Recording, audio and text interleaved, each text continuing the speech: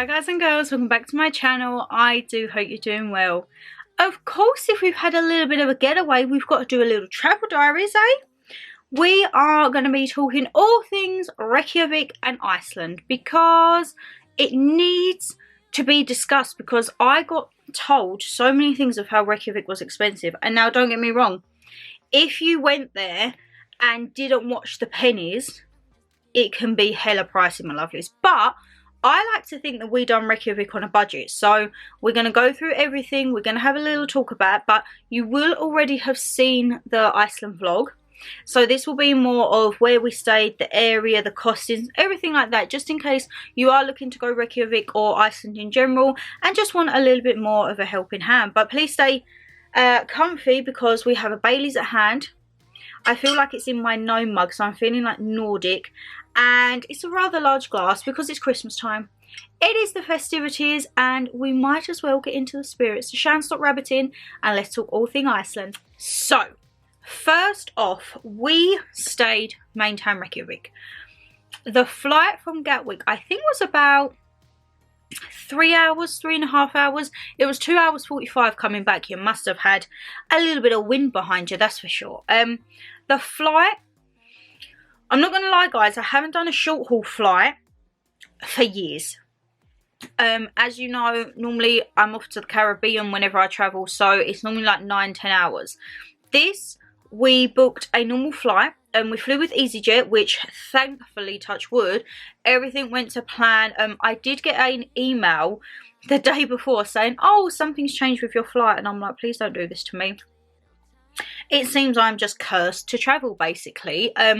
But everything seemed to be okay. I called them up and they said, we're not quite sure why. It said there was a change with the aircraft. She said the aircraft is all the same, your seats are the same, everything like that. All we purchased on the plane was selecting our seats. We didn't do extra leg room, anything like that, because I couldn't remember the last time I flew short haul how much leg room there was. There was not a lot.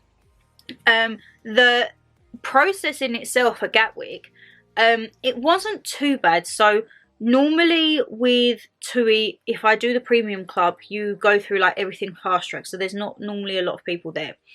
The check-in was the first time I've ever done a bag drop-off check-in on my own. It's the first time I've checked in and not spoken to someone behind a counter. It was the first time for Dan as well, and we was winging it basically. We was watching other people. We got to our bit and someone took something too early and it shut the whole conveyor belt, so we had to move along.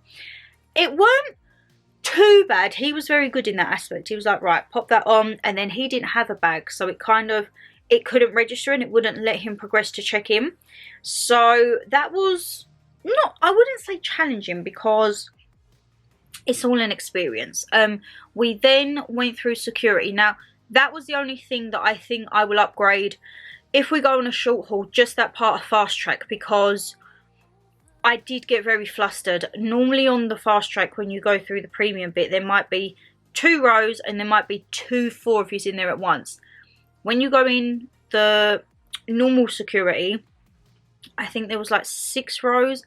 And I was getting very, very flustered, and I'm thinking, have I took everything on? Have I put everything in? Is the electrical separate? Please don't bleep as I go through. We was okay going through, not one of us bleeped. But yeah, I did get a little bit flustered then, and he could see I was getting a bit like, ooh, and he was like, it's okay. We're there, like, we've got the trays, we'll take our time. He's very calming in situations like that, whereas I'm like, and we went through, we got to the duty-free bit where it says the check-in, and I'm like, we had about an hour until the info, and I'm like, well, it doesn't say it's delayed. But when we checked in, it said delay, and I'm like, automatically, my mind thinks, we've got to transfer the other end, and it says you have to notify them as soon as possible if there's a delay so that they don't go off without you. I'm like, I can't call Iceland. That's not within like my roaming or data package. So I was a little stressed, and then it ended up being fine. We got the gate info at the correct time. We flew off, I think, about 15-20 minutes late, but nothing like hours upon hours. When we was out there, a couple we heard had been delayed 10 hours from Gatwick. No idea why, they didn't say the circumstances, but yeah, we was actually like very lucky, thankfully, that it was only 15-20 minute delay. Again, We went through. I didn't have the lounges this time, so I was kind of let free within the airport. And there was one place that I remembered from when I was younger travelling, Sonoma. If you go to Gatwick and you go to the North Terminal, as you go through, it's kind of up the walkway where they have the billboard of all the times, but you go up and it's just on the top and you see Sonoma. Oh my goodness, that breakfast, you'll see it in the vlog, that was hands down just as good as I remember it all them years ago. And it wasn't that busy. The typical hotspots are like the Wetherspoons.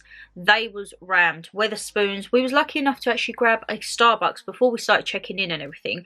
That wasn't too busy, as I mean, it was probably about 4, half 4 in the morning, so there wasn't many people there. The one thing I will say, guys, I noticed a lot more armed presence of policemen, like a lot more. And I'm not talking just like little guns, like big guns. I was thinking, like, what on earth is going on? I've never seen that much police presence before in Gatwick. And not that it put me off, I was a bit like, what's going on there? But yeah, we got through Sonoma, the breakfast, lovely. We did stick out like a pair of sore thumbs. Everyone there had water, teas or coffees, and Dan had a beer and I had a winter festive Bellini. So we kind of looked like we should have been in the Wetherspoons, because people was giving us a few little weird looks as if to be like, it's 5:30, 6 o'clock in the morning and you're drinking. But hey, it's 5 o'clock somewhere. So we had that and the gate info come up. So we go down, and I'm one of these people, like, I like to be at the gate early because you never know how far the gate is. What is that noise? I think we have DIY again next door to us. Fabulous. I never know how far the gate is, so I'm like, right, as soon as that information comes up, I want to go. We walked down. We was looking through duty free because I wanted the perfume to match my fame. I wanted the black dress. Do you think we could find it? No. So I was a little bit gutted, but we walked down to the gate. It was right. I've never been this far in Gatwick, because normally you go down and it's one of these like front doors. No, we had to go down the stairs, up an escalator, across that. We was going across the runways, which I've never been, as I say, that far out of Gatwick. But we got there and, oh goodness gracious. You know, I feel like I just want peace and quiet. It's not happening. At least I got peace and quiet in Iceland. Put me back in the Glacier Mountains. But we got there and it was like checking in and off you go. Oh God, guys. We got in and I'm like, is this the seat? Like, I've only got little legs, but it was still like restricted for me. And as I say, poor Dan, he's like 5'10", 6 foot, and I'm like, I have no idea how you're going to cope for this. Luckily on the fly out though, we didn't have anyone next to us, so we kind of been able to put all of our bags. We had the bags up the top and in there. No, that was coming back. We had the bag under the seat, but we put the jackets on the place next to us. And then literally it kind of flew by. We got a couple of drinks, we got some pots of Pringles, of course, and played a few games on the iPad. And before you knew it, it was touchdown. You normally touch down and you open that plane door and just feel heat. No, you felt coldness, like cold. And as we was landing, we saw snow. And I was like, I didn't think, like everyone said to me, with Greenland and Iceland, Iceland is green and Greenland is snow. So when we got there and it was snowy, I was like, oh my God. But guys, you know when you come off, that was bitter. Bitter, bitter, bitter. However, Reykjavik airport was so smooth running. Honestly, the security, the passport control, the walkthrough to get your bags, the bags were off. We come off. Dan popped for a wee, and as we come down to the walking bit, I was like, Dan, the case is there. And he went running off to get it, and I was like, that was so quick. Now, when you come out, they have a big map. Because there is a bus station as well at the airport, I believe. You can get a bus into Reykjavik, which a lot of people did say to me to do. But for our first time there, I kind of just wanted to get picked up, taken to the hotel, and not have to worry about that. However, when we go back, Dan has said that he wants to drive. So, I mean, I don't know. I'm thinking He wants a big 4x4 out there. I'm just like, let's go with the flow. It's driving on the opposite side again. And that can be his domain because some of them roads are icy. I'm not driving them at all. I think, well, people say I'm bad enough driving in England, so heaven forbid that I was to drive abroad on the opposite side. We come out, we had to wait about 40 minutes for the coach transfer, which wasn't bad because you come out, and I was really worried because the last time I'd done a city break was Barcelona, and to try and find the transfer company, it was at like the other end of the airport. No one wanted to help you, and it wasn't a pleasant experience. But this one, you literally come out of duty free and you had the different kiosk desks there, and ours was the bright orange one. They said, go and stand at the bus stop, wait for the bright orange bus and you'll be there. So we got on there. It was a lovely scenic route. It was probably about 40 minutes from the airport, and then you had to change over at a bus hostel. I never in my life have seen or heard of a bus hostel. So it basically was where the main big coach from the airport takes you to the little one, and then you diver onto kind of like mini school buses in a way, a lot smaller, and they'll take you to different parts of Reykjavik. Our one from the bus hostel. Alright then. Our one from bus hostel. You're early. Okay. Mum's popping off. I'm like, she early? She shouldn't be going yet. But our one from the bus hostel was probably about, I'm going to say 20 minutes, maybe half hour at a push, but they was driving slower because it was icier conditions. And the tour guide on the drive, like the driver, he was saying that the night before they'd had a really bad snowstorm, so like we was lucky enough to see it in snow. So we kind of got the best of both because we had snow for the first couple of days, and then obviously it starts to melt and that, and you see Iceland for how it is. Brown, nature, rocky land, no snow. So I am really happy that we got to see it both ways. And the hotel we stayed at, so there is a chain of hotels within Reykjavik called Foss Hotel, and we stayed at the Foss Hotel Radora. I will leave it linked down below, but literally from our hotel there was another one there which was Foss Hotel Lind. Then there was Baron, there was like Foss Hotel Reykjavik, which was the tall one at the end of the street. It kind of reminds me of like that version of a Hilton or like a Premier Inn, like a chain. We got there, lovely little hotel. Considering all we was doing was literally putting our stuff down, getting some kip, having a shower, that was it. It was very, very nice. And I didn't realise that breakfast was included. So he was very, very happy because he loves his breakfast. I've got to be in the mood for breakfast, but with Dan it's like 3 courses. He'll have his full English, his granola and all of his pastries. So he was very much loving life. They said breakfast was 7 till 10 and it worked out from the trips. We could have breakfast, so he was very, very happy. We went up, we was on the 3rd floor. So we checked in at about, I think it was 2 or 3-ish. And we wasn't getting picked up for Northern Lights until about 8-ish. So we said, right, put the stuff down. I'll whack some slap on, jumped in the shower, get ready to go out and go and do a little bit of exploring.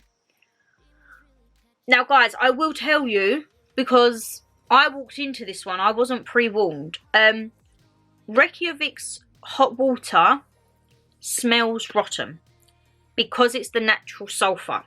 So, picture this, right? I'm sitting in the room, getting bits ready. Dan comes out of the shower and I'm like, have you really done that? Like, it was pure rotten eggs. He didn't say anything to me, he just carried on laughing, and I was like, come on, I've got to go in there. Like, no. So I went in there, I got in the shower, obviously head out, that luckily head out with the hair.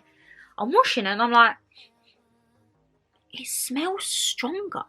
So I've got that body lotion and I'm thinking, oh my god, is it maybe the body lotion? Like it's natural, sulphur from. I'm going to go and grab my Ted Baker that I've brought over. And I smelled the lotion and I was like, that smells really nice. And then I cut the water and I smelled it and I was like, oh, that's the water. And as I got out of the shower, there was a tiny little plaque just by the toilet. And it said, due to the naturalness of the water and the sulphur and everything like that, there will be a not nice smell, basically. I come out of that bathroom and I was like, I am so sorry for thinking that was you. It's the water. He's like, I know. And I was like, oh God. Put me foot right in it, didn't I, there? So we got dressed, we got ready. Guys, decathlon, if you're going for a cold winter holiday, or you just need some clothes that are going to keep you warm in general, Decathlon, we could not fault anything. We literally bought our whole wardrobes from Decathlon. We got our jackets, we got our snow boots, we got... The spikes come from Amazon, but you can get them also from Decathlon. We got our trousers. They was amazing, the trousers, the quality. I don't normally do trousers, but I had to out there. We got like the thermal tops and like your compression tops. Dan got a fleece jacket as well and a hoodie. Really, really good. We got a whole like 4 days wardrobe, and I think it comes to about 340 or 360. But the coats were 120. Trousers were 40, 45 each, if I remember. The boots were £60, I think. And then obviously you have your thick thermal socks. We had gloves, hat, thermal tops, and like I had some leggings and extra bits and bobs. So yeah, I would really recommend Decathlon. We saw so many people and they said to us, North Face and Canada Goose, I don't want to be paying that much money, because we didn't actually know if we was going to enjoy a winter holiday, to be honest. And that coat, neither of us go out without it now. That is kind of turning into an everyday jacket. I was like, this time next year we're going to have to get another jacket, because we're not just wearing this actually for a winter holiday. We're actually wearing this all the time. So yeah, the clothing wise, couldn't fault that to a T, to the point like we was actually hot. We was walking around and I was undoing the jacket and he was undoing his zipper. He's like, it is hot. So location wise, we knew we wanted to do a little bit of travelling the first day, so we thought we'd go into the town and go to the church. Do not butcher me, I don't remember, I can't pronounce the name of the church. Hassamavik, I'm so sorry if I'm butchering that. It is the tallest church in Iceland. It's 75 metres tall in the centre of Reykjavik. We saw it and we just aimed for it. No matter what the Google Maps was telling us, we just aimed for it. Our hotel, so Reykjavik very much reminds me of Barcelona. It's all like quadrants off of streets. So you could have come out of our hotel, turned left, and you kind of go like the back way. Or we found a way after a few days walking around where we just literally come out of our hotel, walk down to kind of like the crossroads. There was a little bar and that. Turn left, follow the way down, and you're basically in main Reykjavik. And as I say, they're all like squares and roads that connect to each other. We found Rainbow Street. The church was amazing. I think it worked out about £15 entry for the both of us. We also went up to the tower, and the tower, you had the overlooking point of Reykjavik, which was absolutely lovely. And there's me looking at the glaciers, and all I could hear Dan saying was, I see calf, I see food, there's a fish and chip. I'm like, okay, we'll go get food. He was a bit hungry at this point, bless him. We come out of the church and the tower, we walk down, and Rainbow Street is literally the street in front of the church. So it's not kind of like the first half of the road, it's the second half as you go down more to like the shopping district. We saw Rainbow Street. We didn't know what we wanted for food. We didn't want anything too heavy because we'd had a little snack on the plane, but also we didn't know if you was getting food on the trip, anything like that. So Dan really wanted a kebab. So we found a place which was next door to a Subway, ironically. And it wasn't just a normal kebab you would have seen in the vlog. It was kind of like, I call a bougie kebab, where you have the meat, the rice, the salad. Absolutely gorgeous. However, I gave a note of what I thought would be more than enough. And he come back and he was like, I need more money. And I'm like, okay. So we had 2 kebabs and 2 bottles of drink. And I think it comes to about £44, which for me, I was thinking, what? But Dan said, like, back home we can pay £20 for a kebab that's plated like that. And I was just like, but yeah, this is just like a normal kebab shop. This isn't like a restaurant. It was just like your normal one with a few little seats in. It was lovely. We had 1 Icelandic beef and 1 Icelandic chicken, and then literally just swapped and that shared. He had chili sauce. I was like, ooh, no. I have my garlic sauce, thank you. And that did feel a lovely whole. However, you will probably learn through Vlogmas, he has a very sweet tooth. So if we've had that savoury, we was on the hunt for a bakery. And now, guys, all I kept seeing on TikTok was Icelandic bakeries. So I'm like, we've got to find one here. We're walking down, la la la la la, and I'm like, there's a bakery. We must have timed it just right because we got the last table inside and all of a sudden it got rammed. I'm not surprised. These pastries were out of this world. They came to about £6 or £7 each if I remember correctly, but you would have seen in the vlog the cinnamon bun was probably the size of my head, and Dan had a big almond croissant and he thoroughly enjoyed it to the point where he was like, I really want another one. I'm like, maybe not, because we got a little bit of walking around, could be getting a bit like sleepy, don't want to be sleepy on the trip. We had that. Had a little bit of a walk around. We walked all the way down to the harbour. We walked to like the little lighthouse around, walked through the streets coming back, kind of like got our bearings a little bit, walked back to the churchway, saw the church at night. That was absolutely lovely. And then we walked up halfway and kind of started to see the feel for like the shops. There was like little tavernas, some steakhouses, waffle places, your souvenir shops. There was a tattoo studio that we saw. We were so close to getting a tattoo out there, but thought we'd probably both get murdered out there, because if we come back and had a tattoo, Mama G would be like, Shannon, is that safe? I'd be like, yeah, it's fine. We have no idea. We just saw tattoo studio and was like, yeah. They have very good souvenir stores out there, but please be aware that majority of the stuff will sell the same stuff. However, the pricing will not always be the same. We had to look through the shops and found like, right, so that's roughly that price. We went in the other one like, oh, that's say a tenner more expensive, so we'll go to that. There was one that really did caught our eye, and it had 2 polar bears out the front. If you go down Reykjavik High Street, the one where Rainbow Street is here, the one to the left off the main road, oh, that had a really good selection. That had actually a good selection of food, bars, like kind of, I think that would be the main one. We also realised from the bakery opposite was the Hard Rock Cafe, which was great because we had a table reservation as well, which was originally for Saturday, but we had to change it for Friday because due to not seeing the Northern Lights on the first time, we rescheduled for the Saturday. Now, walking down that strip, you can see how you can spend a lot of money. One of the steakhouses was about £52 just for the steak. That's without your sides. Sides on average are between £8 and £10, so you could easily be paying £70, £80 for a steak, which is how I think Reykjavik can become expensive.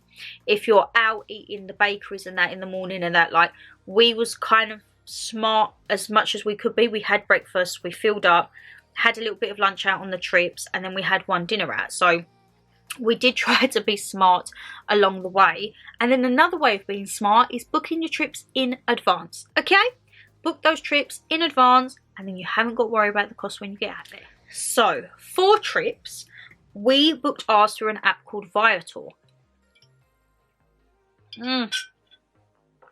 God, I've missed you. Now, Viator seems to be an app for all your excursions for city breaks, no matter whether you're going Barcelona, Dublin, Amsterdam, Reykjavik. They're all on there, and they have all the ratings, they have the prices, durations, everything like that. We had, I'm going to say like a 90% success rate with Viator. It was only the Northern Lights. Our first night, we went out and we didn't really see them. They was very vague. The gentleman, bless him, he tried taking us to other places, but he just wasn't there. However, on the trip, you got fresh hot chocolate and some cinnamon buns. So it weren't all best. Made the best of a bad situation. That's what you're trying to say, Shan. However, the coldness that night, guys, I lost all sensation in my thumb trying to take a photo. Like, as soon as I took that glove off, whew, could not feel my thumb. The Northern Lights, actually, I'm going to get the prices of what we paid because, where was it? Viator.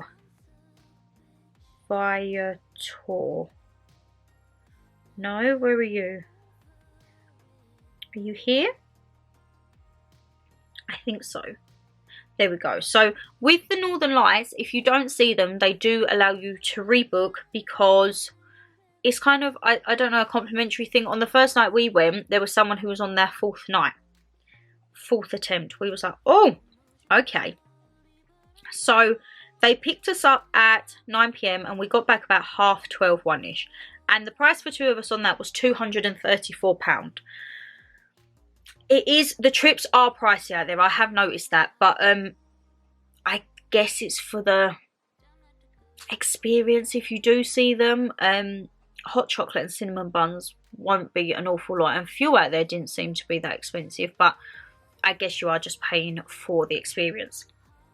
Now on the Friday, that was actually our anniversary, so we woke up, exchanged our presents, which you would have seen on the vlog, and you would have seen the possible venture video. You'll know exactly what he got me, or he designed me, let's just say. And yeah, we had a whole day trip on that. So on the Friday, we were supposed to be going to the Blue Lagoon. The Blue Lagoon, unfortunately, was closed because they had the volcanic disturbances. They thought the volcano was going to erupt when we went out there. So we had to change it, and we had a Hammersfax Springs. Again, I'll leave it down below because I'm butchering the name. But it was the Golden Circle Springs with Kerrid volcanic crater site and tectonic plates. And that was picked up at 9 AM. That wasn't a pickup from the hotel. So the Northern Lights was a pickup from your hotel. Please do check in the small print where your pickup destinations are, because sometimes they're not always from the hotel. And the bus stops are fairly nearby, but if you're not used to the area and it's pitch black, you might get a little bit lost, because thank goodness we checked out the day before where the bus was, because I think we could have potentially got lost. This one picked us up at 9 o'clock at a bus stop, which was literally from our hotel, maybe a 3-4 minute walk down the main strip. Picked us up, and we didn't get back to about, I'm going to say about 8ish, and that was £365 for two of you.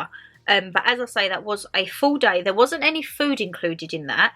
That was literally with all of your admissions to the springs. You did get a alcoholic drink when you got to the springs. That was included within it, and you also had your towels. That was included within it. If you saw the vlog, you will know I had a disaster at the spring when I was trying to get my clothes back on, and now ripped off. Agony. But I would say that was probably one of my favourite trips. Seeing the Golden Circle with the geysers, the things that go poof. Geysers, you know what I mean. The Golden Circle with the waterfalls, walking through the tectonic plates. The springs, I'm not going to lie, that was a little bit chilly for me. I fell out of one of the things and quite badly bruised and scratched my leg up. It's still a little bit bruised at the moment. But that was great. That was an all-day trip, and I really felt like we explored a bit of Iceland there, looking at it, looking just literally at nature. Nature in its barest form. We stopped off when we went to the waterfalls, grabbed a hot chocolate, grabbed some food as well. So none of the food in that was included. The hot chocolates were, I think, £5 each, it worked out. And then 2 soups and a can of beer was about £40. So it is a little bit expensive when you think it's soup, but it was really nice soup. We got a lamb and their typical fish soup to try. As we all know, Dan don't really do fish, but he did try a few bites and he didn't mind it. It was a lovely thick like chowder, whereas the lamb was like a see-through broth. So we had the best of both, and we had a can of Viking lager, which is kind of like their version of beer out there. We had that, we went to the springs, we come back, and then we went to Hard Rock that night. So as I say, Hard Rock from our hotel, probably about a 20-25 minute walk, and that's like a fast paced walk because I thought we was going to be late. We got in there, there wasn't any problems with tables. We still booked because I was like, I don't want to get there and it be fully booked. The food was lovely. I think we had a big giant combo starter to share, and then he had a burger and I had fajitas. We had 2 pints of cider each, and I think it came into about £120, which is very much on par what you would pay in Lakeside. There's not a Hard Rock at Lakeside. I was going to say in London. I'm thinking Lakeside because I want to go Miller and Carter, but the Miller and Carter at Lakeside I think is still sunk. So I've been looking to see what else Lakeside do, because we might take a little trip down, I say down south, about half hour away, to go into Lakeside for some food one night. But yeah. Anyway, moving swiftly on. In London, it was roughly on par, 120. It was absolutely lovely there. So we went back. That was a little bit of a late night. We got in, I think, about 11, half 11, because our table wasn't until 9:30 that night, because we didn't know getting back from the trip. It didn't want to be rushing around trying to get ready, even though I was very panicky that we was going to be late. I'm like, come on, come on, come on. We got there with plenty of time. Now, when Saturday came, we went to the Whales of Iceland Museum. So we went whale watching in the afternoon, and I thought, what can we do in the morning? Something to tie into it. They have a museum there. And for two of us there, that was £47. So when you think that's like 23.5 quid roughly, that I think is quite good for a museum ticket. Because guys, when I tell you, I was amazed by this. I thought we'd go in and see like a few little... No, when they say life size, they're life size. And you're standing there and you're like, is this how big these things are? Like, wow. I was such a child. Like, I was setting up my tripod. I was running and putting my head in that thing, being like, ah. Yeah, I was an absolute child. There was also a video there. We watched everything like that. It was actually really, really good. The gift shop, great. Picked up a little beluga whale soft toy. Loving life. And then the whale watching was probably about 15-minute walk from there. It was over on the harbour side, which I think if we'd have had a spare day, we would have actually gone down, because they had some really nice eateries, it looks like, on the harbour. So I'm like, maybe we will go back to that point. But with the whale watching, that was 1 o'clock till 4 o'clock, and that was £154 for two. Unfortunately, we didn't see any whales. We saw porpoises. I think they're basically like dolphins. Saw a lot of seagulls. They was everywhere, but I think it was due to the weather. It was really, really cold in the evening. Oh, goodness gracious. And they said like they hadn't really been out that much that day at all, which it's annoying because Dan says we went there for the Blue Lagoon, it was shut. We went for the Northern Lights and we didn't see them twice. We saw them a little bit on the last night, but nothing major. We went whale watching and didn't see a whale. Like, the three things we went Iceland for, we couldn't do. But, unfortunately, all of them things are to do with nature. And you just can't...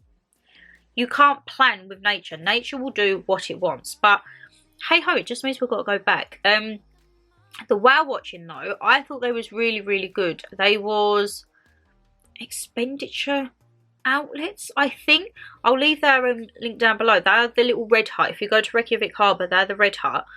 And they actually gave us a voucher with a 2-year expiry on if we ever go back, which I say we definitely will. And I think definitely within 2 years, you can get another free trip to go out and hopefully see the whales. I think that is such a great, almost consolation prize, because no, you haven't seen them, but then you think, oh, actually, like, I can go back and you get it again, and even though it's not free because you've paid it, it feels like a freebie. I thought it was a very nice gesture. Again, like with the Northern Lights, he said to us after, oh, you can rebook. And I was like, we go home tomorrow. So, unfortunately, you can't. But they didn't offer any form of vouchers or anything.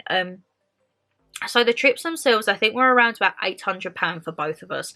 And that was for an all-day trip, the whale watching, the Northern Lights, and the Whale Museum. Probably 4 of the most popular on there. That was the things that come up on most recommended. The only thing I would change with Northern Lights, I don't think I would do the regular one. The buses on these tours, guys, are tiny. Absolutely tiny. So we said if we done the Northern Lights again, we would do maybe like the private Jeep for 2 or 4 of you, or potentially the Northern Light cruise. You can actually go out and do a cruise of an evening there. So we're very much looking forward to going out on that. But as I say, we took £800 English out with us, and we bought 2 lots of meals, because after the whale watching we went to the Icelandic kitchen, which was just off of Reykjavik High Street, down by where Hard Rock Hotel is. Hard Rock Cafe. And we literally had soup and roll and 3 waffles. But you would have seen in the vlog, the soup was in the bread roll, and it was huge. Again, size of my face. It was absolutely delicious, and you got a free refill. That again was about £45. That was for 2 pints of beer and 2 soups. The fact that you can get another refill on that, I mean, potato patala, I mean, I don't see why not. I wasn't able to get my Icelandic hot dog. I was a little bit gutted about that, I can't lie, but hey ho, we've got a list of next time. We saw there was an ice bar, there's breweries out there, there was a thing you could go in like a simulator, like a flyover. You can do walking tours, you can do food and pub tours. Like, a lot of people who I spoke to said to me, oh, 3-4 days, that's plenty of time. We was talking and we said we could generally do like a week or 10 days there, because there's so much to do, and then you could afford to have a couple of free days where like you just pop into Reykjavik or go down to the harbour for the day. Like, it honestly was so lovely. And as I say, for our first winter getaway, well, our first abroad holiday together, it went well. And our first winter, neither of us have done a winter holiday, so yeah, it was very good indeed. And I think for £800, if you're smart, it can do you, as I say, because we had the soup when we was out on the trip with the beer. We then had the soup and the beer when we come back from whale watching, and we had the Hard Rock food. We didn't buy snacks or anything for the room. We was actually really good like that. And then the rest of the money we had for souvenirs. Souvenirs are a bit pricey, guys. You're probably paying like £6-7 for a magnet. Baubles, we got a couple. They were like 20-25 each. Your jumpers, Icelandic jumpers, anything from 18 to about £50-60, depending on the thickness, the wool, the type, everything like that. So if you're smart, I feel you definitely can do Reykjavik comfortably on a budget. If you do want to be going out and having nice meals, like we said when we go back out, we would love to go to like the nice steakhouse on the harbour or up the stairs on the main strip, just to see what it's all about. So like, we'd probably take maybe £1,000 with us if we went again, but we went for 3 nights, 4 days in essence. Arrived on the Thursday, had Thursday, Friday, Saturday, come home Sunday. And then coming home, again, the security process and everything was so easy coming through. Nice little food there. We went into, I feel like it was called Edna. And Dan had a ham and cheese croissant and I had some sushi. Got on the plane. Before you knew it, we was touching back down in Gatwick. And yeah, back to normality. But I definitely feel Iceland, I feel like you could do it on a budget. I feel like if you were sensible enough, and as I say, do your trips beforehand, and then at least you haven't got that added expense of when you go out there. But yes, sorry if I keep like swallowing, guys. I feel like I've got something in my throat and it's starting to like sting a little. So yeah, that's fun. That's why I'm like, because I keep feeling I've got something there. But if you did enjoy the video, you know what to do. Hit that thumbs up and subscribe down below. Leave us a comment. Have you been to Reykjavik? Have you been to Iceland? Where do you think we should go next for our little winter getaways? Please let me know down below. And as I say, I will leave as many links as I can to the trips, the tour operators, the hotel, everything like that down below for you guys, okay? But take care, stay safe as always, and I'll see you in the next one. Bye, guys!